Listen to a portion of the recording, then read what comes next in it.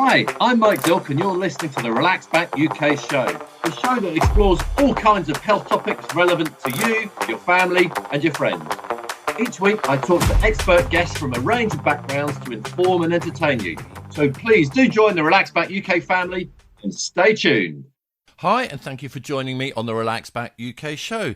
The first subject today is a very alarming one and something that needs some serious attention. Around 70% of 18 to 24-year-olds have either experienced or witnessed drink spiking. And I was on Good Morning Britain this morning talking about it, and even Ranveer came forward to say it had happened to her, which we didn't even know about. So I think, everybody either has a story or knows something that has been spiked. The topic is drink spiking. I chat to Ashley James, a DJ and broadcaster, and Mark Ackred, founder of Counterspike.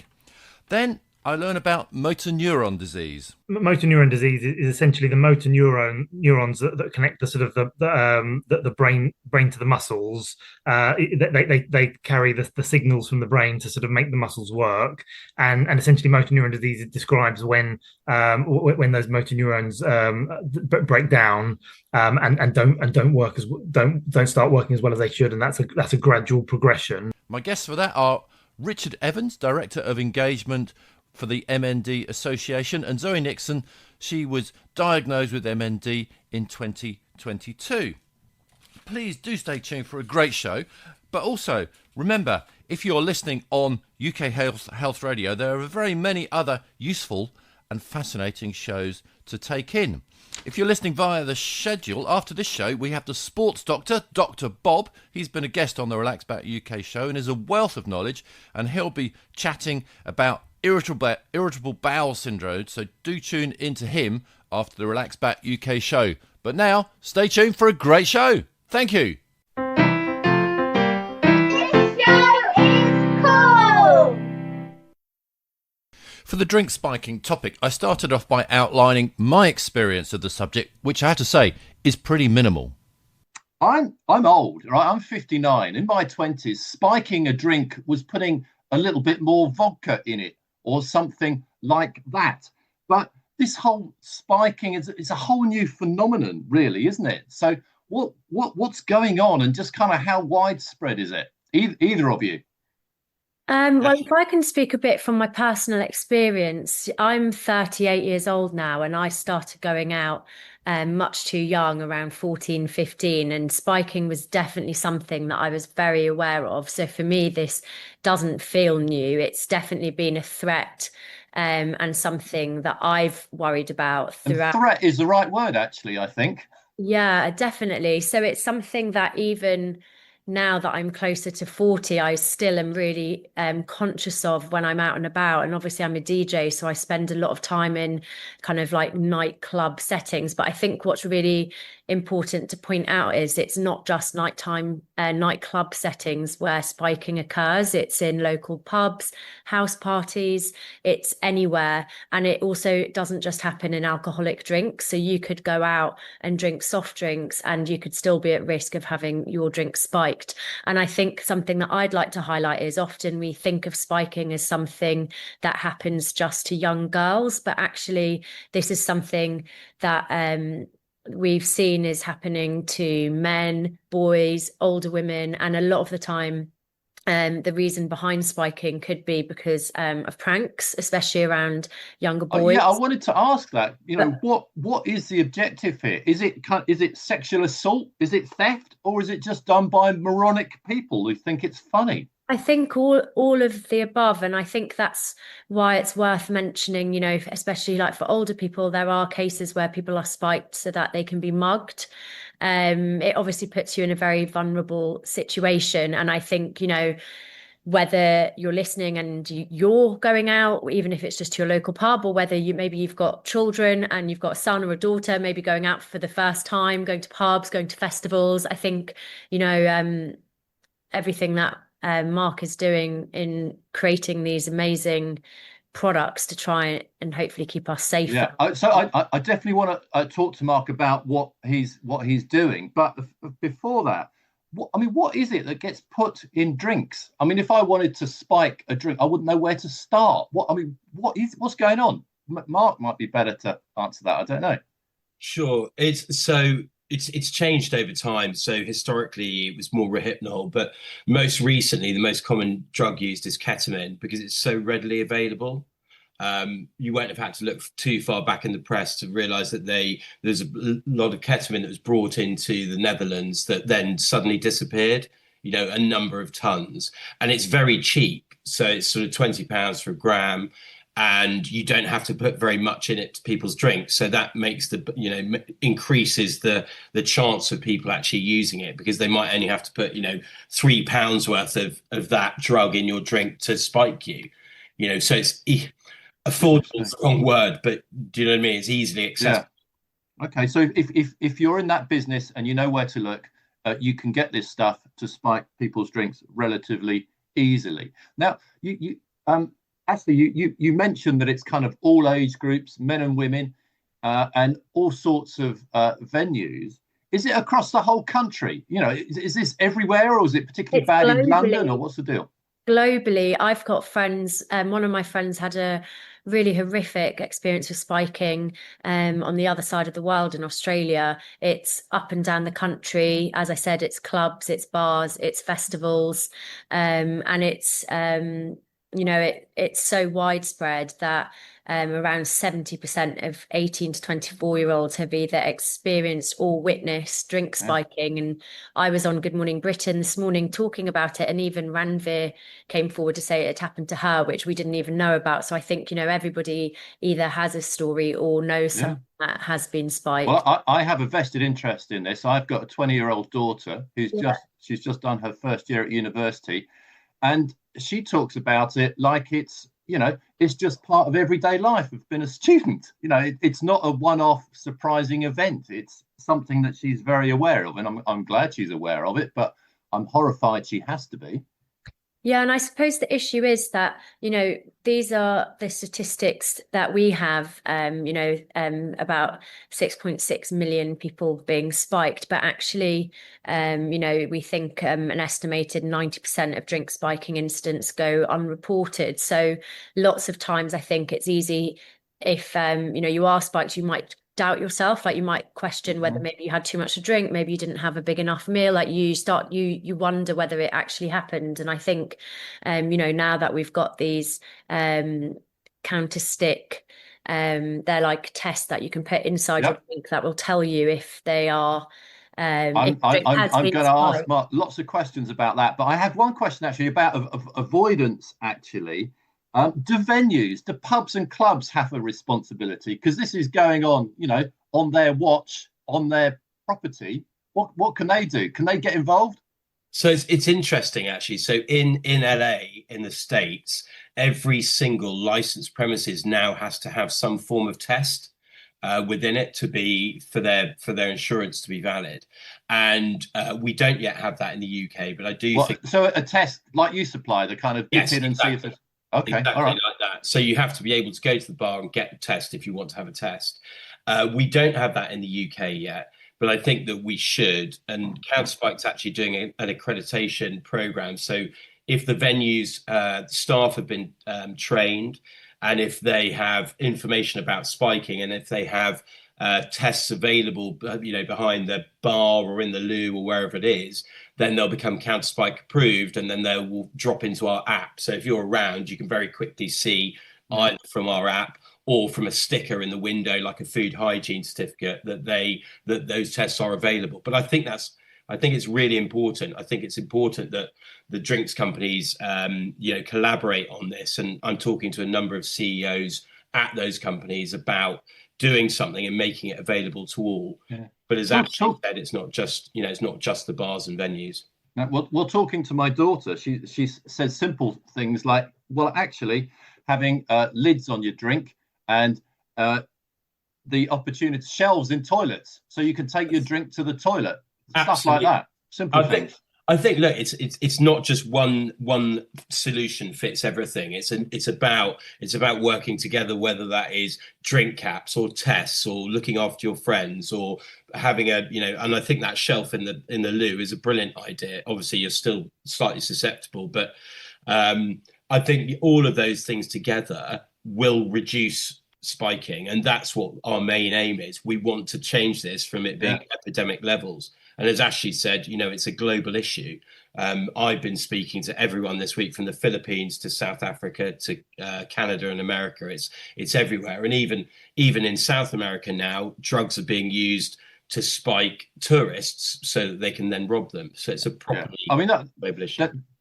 That's an old story that's been done, years gone by. But I suppose if it's now easier with certain types of drugs, it's just more prevalent.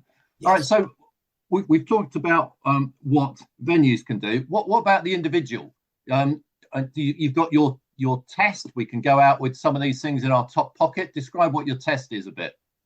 Sure. So we have a tube. It's a very similar size to a lipstick. It has 10 single-use tests in there. You literally pull out the test, and there's a yellow section on the test, which is effectively the chemistry. And you dab your finger in your drink, you dab it onto the yellow section, and then there's a color code on the tube, which you hold it next to it. And if it matches the light orange or the dark orange one, then your drink has been spiked.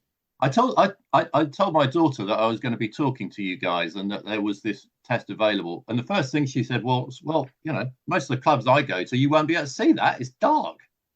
I mean, yes. So we've all got phones. Yeah, exactly. They've all got phones. Yeah, I hadn't thought of that. Yeah. Exactly, actually, yeah. We've all got phones, and they've got a white light on them, right? So actually it shows up really well. Okay. All right. So these kind of dipper test things, are the young people and old people, I suppose it's relevant to old people, as Ashley said, but young people, are they taking them on board? Yes. So I went and did a small festival in Leeds about a month ago, and we had a spike detecting trailer there, and people could come up and use them and either sample them or buy them. And 50% of everyone there came to us to get some and to use them, and we were testing people's drinks for free there. And what was really amazing was that even men came up to us and they were incredibly grateful because they've got sisters or daughters or mothers. Yeah, that's me at the minute. I'm worried about my 20-year-old. Well, exactly. And it was brilliant to see it. And one of the other interesting comments that they made was that they feel slightly, as students, they feel slightly abandoned. They feel like this is a massive issue, and there's a lot of talk about it, but there's not necessarily that many solutions. And I think that's critical. Well, that's keen, actually. That's the next topic I was quite keen to talk about. Have any culprits been caught? Have they received anything more than a slap on the wrist? And it kind of has the law caught up with, people talk about law not catching up with technology.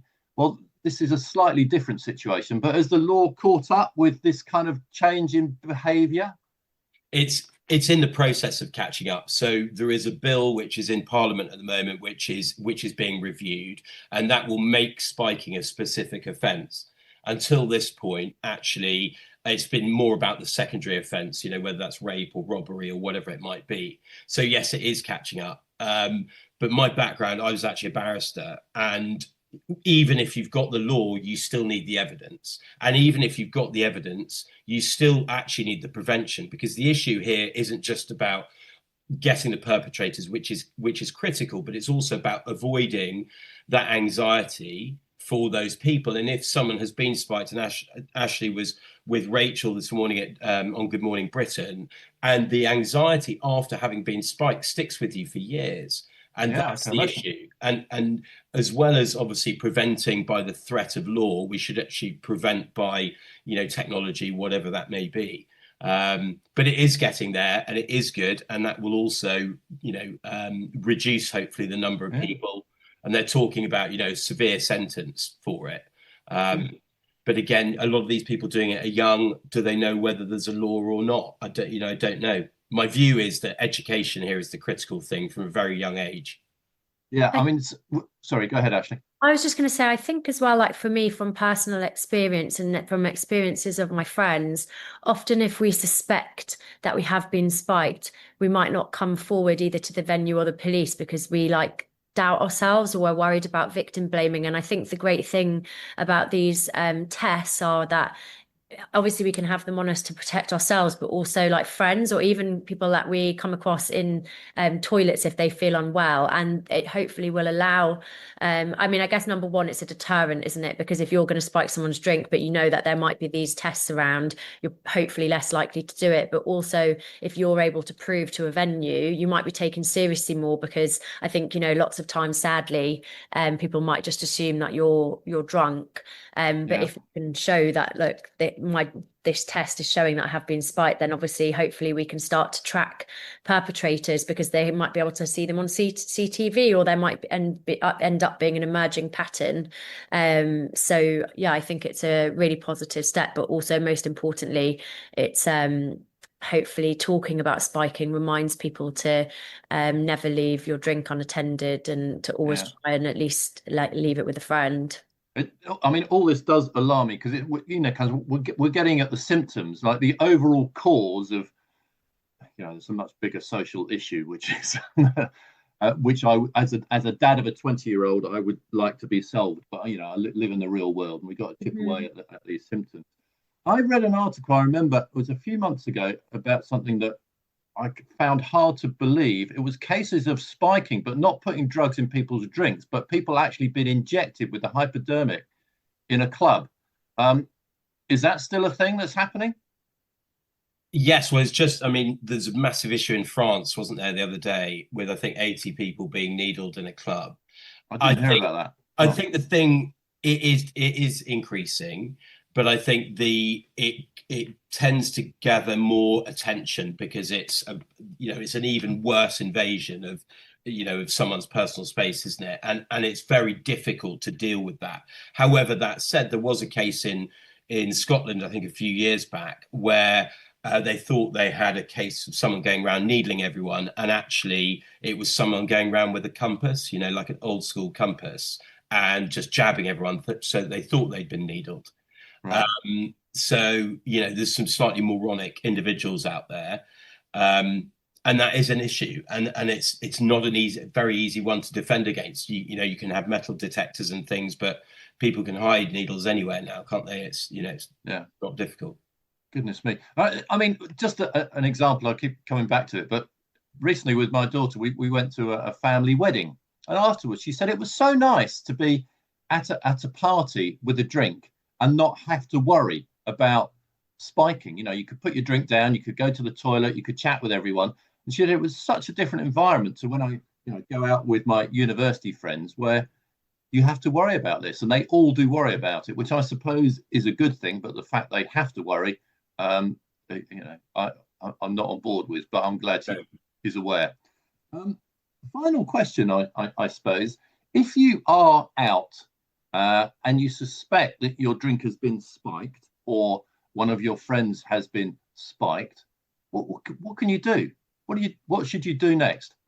Well, I think, as Ashley said earlier, one of the benefits of the tests is that actually it can take you down an entirely different path. And what I mean by that is, if you think you've been spiked, or if your friend has been spiked, and you then test the drink after they think they've been spiked, you can then go with some authority to the venue owner or whatever, whoever's there, and say, no, actually they have been spiked, they're not just drunk. And that just takes you down an entirely different path and gains the seriousness that it needs. So I think that's a critical factor. I think then we're actually just finalizing the development of an app, so you can put all of your friends in. So you put your 5 friends in that you're out with that night. There's a big red button. If you get spiked, you hit that button, and it sends a 3 words location as to where you are, if you're in a bigger than a bar, and it sends a checklist of what you need to do. And that is along the lines of, take them to a safe space, make sure they're fine, give them some water, inform the venue owners, inform the emergency services, but make sure, most importantly, that you stay with them, because it's, as Ashley said earlier, it's the vulnerability. And often, if you get kicked out of a club and you've been spiked, and people then just think you're drunk, and then you get left. The other problem is you can't always get into a taxi, because again, they think you're drunk.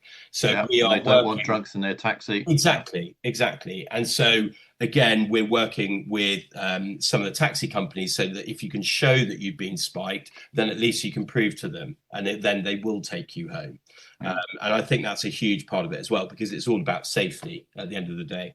It is about safety, but does the app also ping the police so that they can say, right, I've just been spiked. It's someone in this club now. Yes, so they can do, and we will have a heat map which we can share, which will show if there's something particularly going on in one area. So actually, if there's 5, 6, 10 people that are there, then we can see that that's becoming a hotspot. And that would be great. The other thing is, obviously, by virtue of the fact that you've hit the button, it will time and date stamp it. And then if there is CCTV, then you'll be able to see, you'll be able to look through the CCTV at that time and that point. What kind of delay is there from your drink being spiked to you having a drink to you thinking, goodness me, something's not quite right? Broadly speaking, it obviously depends what drugs have been used, but 0 to 20 minutes. Okay, so it's pretty speedy. Yeah, I mean, I was spiked at a festival with both my children about 4 or 5 years ago, and it was like wine tasting in a tent at a festival, and I just had a sip of the wine. There was only a small amount in there, and within sort of 15 minutes, my head was lolling, and I had to go outside. And within 20 minutes, I was lying on the ground and don't remember anything after that. And that wine tasting. Okay, it's like a sort of like a fun wine tasting in the middle of the day, and so the glasses were left on the side for the first drink, and so you just went and picked up your drink, and so obviously someone in there for fun had put something in one of the drinks just to randomly, select So, and that was horrific because, obviously I was with my children. I was the parent in charge of the children. I wasn't able to look after them. And that's had a huge, net impact on them. So my daughter is at an age where she can go to, to these festivals that there are this summer, and she's not that keen on going. Right. But all of her, her friends are. And that's because she's seen, the person that's supposed to be sort of looking after them in control, not in control. And the other problem was that everyone, was walking past me, assuming I'd had too much to drink, and then were sort of looking at me with utter disgust that I had 2 children with me. Yeah. No, I can imagine.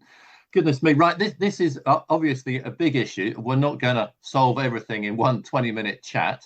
But if people want to find out a bit more, what we've been talking about, what you can do, tests you can get, how you can take steps to avoid issues, is there a sensible kind of source of information that either of you can suggest?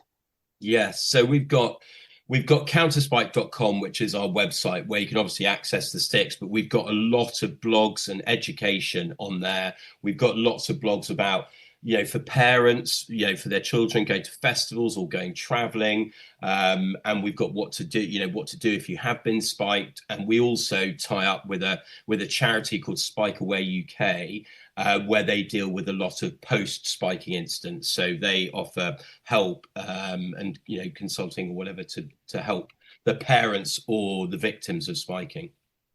Goodness me. Okay, anything to add, Ashley?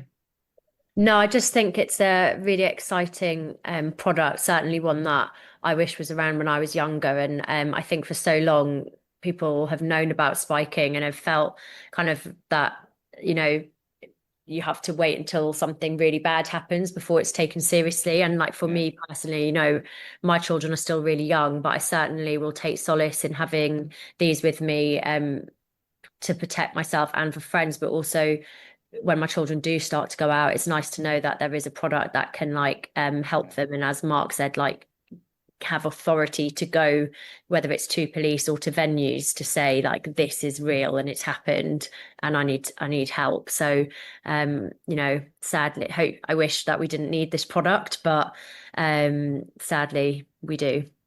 Yeah. Okay. No, this is an important subject. So thank you to both of you for taking the time to chat. Much appreciated. Thank you. The first question I asked my guests about motor neuron disease was, what exactly is motor neuron disease, and is it a term for a number of different diseases?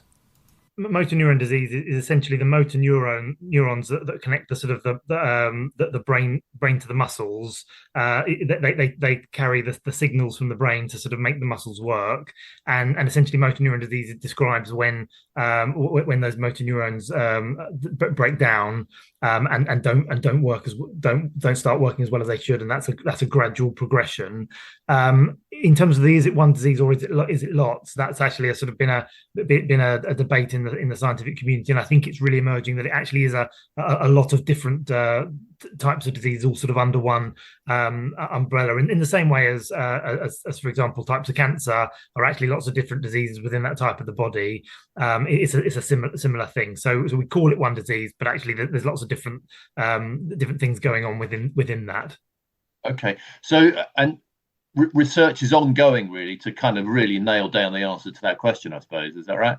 Absolutely, and we've been frustrated by the slow progress in terms of research into new treatments. But actually, there is now one type of motor neuron disease where people have a specific genetic change. Where actually there is now an effective treatment that we're trying to go through the National Institute for Health and Care Excellence to try to get it approved. Okay. And that's really effective. But actually, that's only effective for 2% of people with MND. So just this particular type, and we're hopeful that shows a real sort of proof of principle that actually it's something that is possible to treat. Now we need to develop the ways of treating the other 98%, and we understand much more about the biology of the condition than we ever did before. So really using that knowledge to develop those new treatments that everyone in the community wants us to do. Okay, I'm definitely going to ask you more about treatment, etc., that sort of thing. But perhaps now we could just concentrate on symptoms. Mm-hmm. So maybe this is a good opportunity to bring Zoe in. You were diagnosed relatively recently. How did it come about? How were you aware that something wasn't quite right? It was a very long, slow process, which was a bit clouded in my judgments because I'd had previous spinal operations and I was still in recovery for that. So I wasn't sure if it was spinal issues and it was affecting my body or this is something new. I was in rehabilitation in a spinal unit, and I told the doctor, my hands keep locking out when I'm eating, when I'm holding a pen, or when I'm grabbing at things like turning the tap on in the kitchen. And he kept looking and checking, and he said, I'll refer you back to the neurologist. I thought because it's taken nearly a year to recover from the spinal stuff that maybe it was carpal tunnel from using my laptop in bed or excessive use of the phone. Right. And it took nearly a year to diagnose that I definitely had a form of motor neuron disease. And is that quite common that it takes a while to diagnose? Yes, very common. They have to eliminate everything else they could think it could possibly be. And the signs are very subtle at the beginning. So that hand locking and spasms could mean a lot of different things. It's only as it progresses over the time when other things will come up, like the twitching, classifications, is when your muscles just twitch on their own. Right. And you can feel them moving. And there's a wobbling of the tongue. If you look in the mirror, that's a really classic sign. You can see it looks like worms under your tongue. You can't feel it, but you can see it in the mirror. And so are symptoms, are they well defined, or do they tend to be sort of quite specific for different people? So it's hard to pick up on. As it progresses, it's easier to pick up, and they have electronic tests which will define that the muscles are actually dying and they're decreasing. But yeah, it's normally within, I think there's 3 sets of motor neurons disease. One is a bulbar start, where your voice will start to go your voice box. And that will be the first sign. Where mine, it was my hands.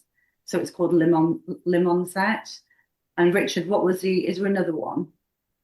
I'm not sure of the definitions, but I think it can affect different parts of the body. So if you think of it as being breaking down of the motor neurons between the brain and the muscles, that can really depend wherever your body relies on muscles. And I think one of the issues around diagnosis is how long it can take, and lots of people tell us that it takes them too long to get diagnosed, and that actually it can be an extremely difficult and arduous process to go through that process of finally finding out what's wrong with you.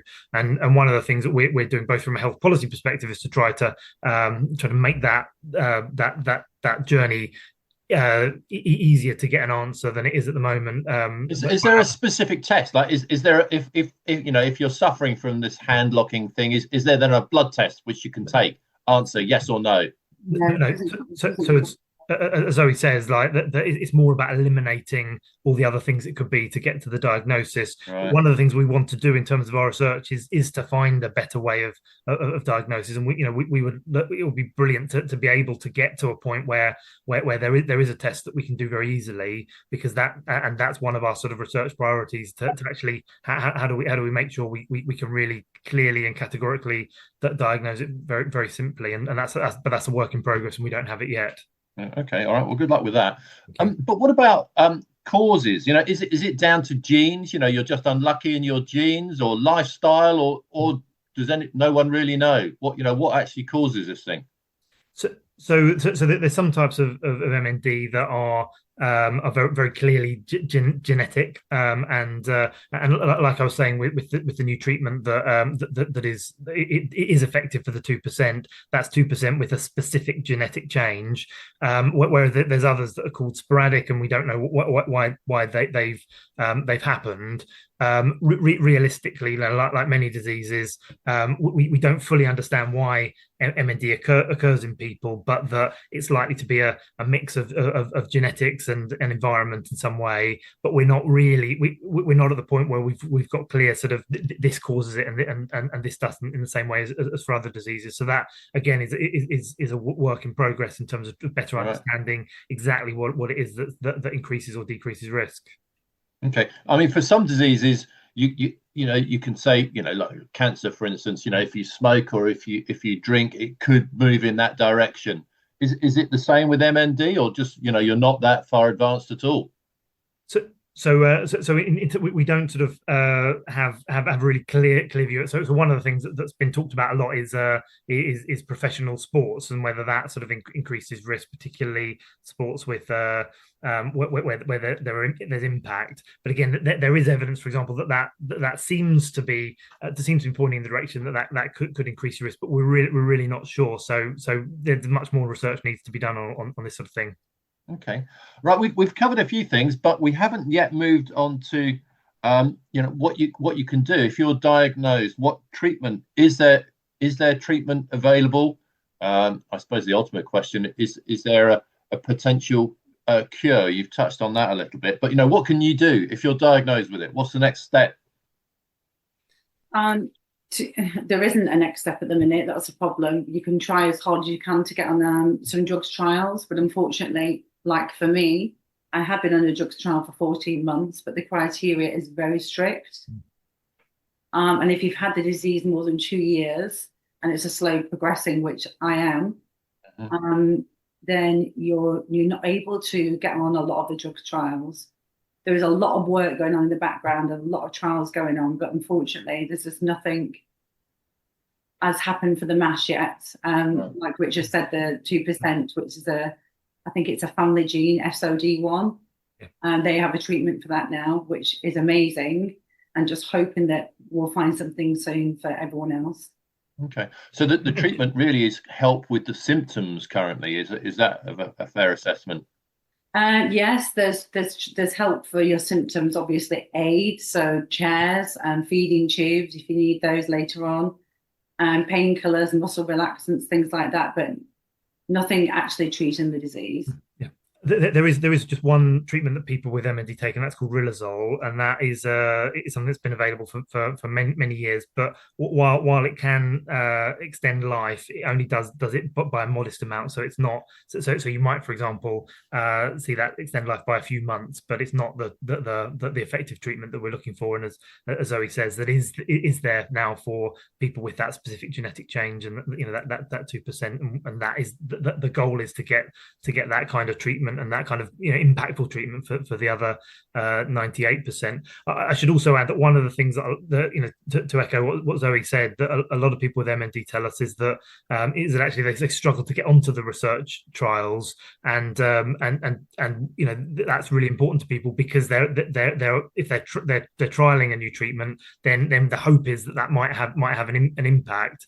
But people are struggling to get onto that, and that's why we as an association are funding a program of research nurses to essentially work with people with MND to try to get them onto appropriate trials, more so than is happening today. And we hope that can make a difference to more people getting onto the trials that give them a hope of a treatment.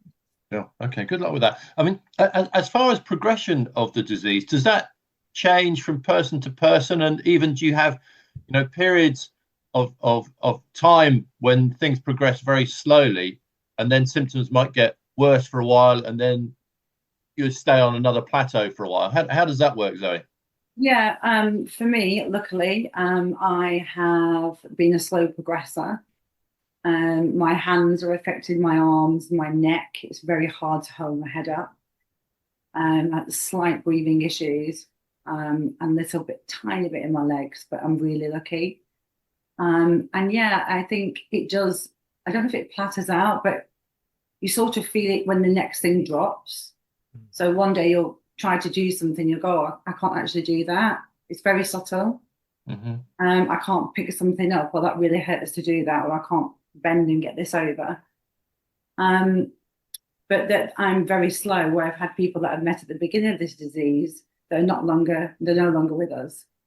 So it really, really does depend on the person and which MND they have and how it affects them.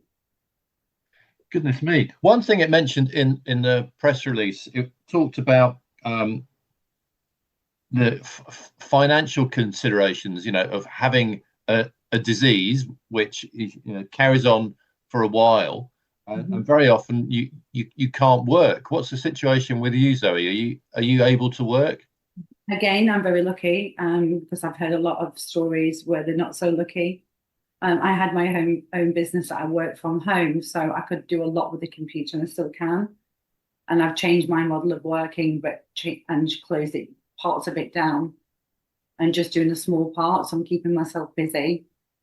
I'm in a position where I can look after myself at home and do some more fundraising and raising awareness. So that's my goal. But for the people that haven't got that luxury, are in a really diabolical place, really. The amount and thousands of pounds it takes to adjust your home. I can't turn a key in a door because I haven't got the strength to put it in. And that's scary, not being able to get out or in your house and things like that. And to change that, it was thousands of pounds. And to get ramps put on, to get wheelchairs, to have a bathroom, a wet room. And that's just the beginning. There's so much you'll need later on. Yeah, and a lot of people don't have that luxury, unfortunately. Right. So one thing, actually, this was in the news yesterday, and Richard might be able to comment, because I'm sure you help people with these kind of issues. But they were talking about changes in the PIP rules. What does PIP stand for? Personal Independent Payments. So are changes in that likely to be relevant, Richard?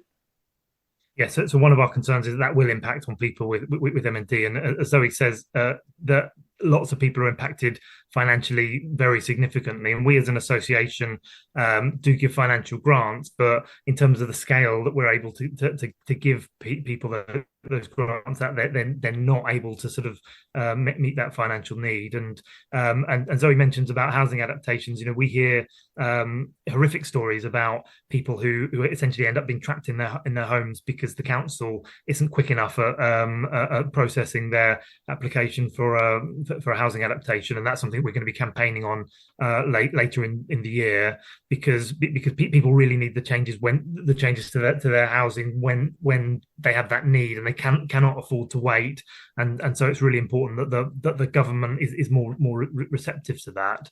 And I think the other thing to say is that as well as that having motor neuron disease can actually increase your bills. So a lot of the equipment people rely on uses up more electricity, so energy bills can become more expensive. But then you've also, for many people, you've got the sort of double effect of the person with MND having to give up work, but then also another sort of wage earner in the house will also have to give up as they take on caring responsibility. So it can have a really devastating financial shock, and at a time when people are getting, trying to get their heads around a really devastating diagnosis, having that financial impact on top is just something that really isn't acceptable. Okay, no, I get that. I think the final question: if people are worried, they've got symptoms which they're have started to feel like locking of the hands and maybe dropping things, and they're a bit concerned, what should they do? What sort of can they get help from their GP, or what's the best way forward? Absolutely. If anyone's got any concerns, go to your GP and talk to your GP about them. Also, people can go to the Motor Neuron Disease Association website, so that's mndassociation.org, and we've got a section on symptoms so people can sort of get that information to make sure they're understanding what the symptoms are. But absolutely, it's about talking to your healthcare professional and getting their advice. Yeah, and you mentioned a good source of information and help just then, a website. Mention that again, Richard. So it's mndassociation.org, and that's the Motor Neuron Disease Association website, and that contains information right across the board on all aspects of MND. Excellent. All right, look, Zoe and Richard, thank you very much indeed for taking the time to chat, because this is obviously a very important topic for a significant number of people. So many thanks. Thank you very much to the guests on this week's show, and they were Ashley James and Mark Ackred talking about drink spiking, and then Richard Evans and Zoe Nixon talking about MND. Thank you to you for listening, and have a healthy week. Until next week. Thanks for listening to the Relax Back UK show. Join me, Mike Dilk, again next week for more fascinating interviews and chat. If you're listening to the podcast version, please subscribe, like, and share it with your family and friends. And have a healthy week. Until next week.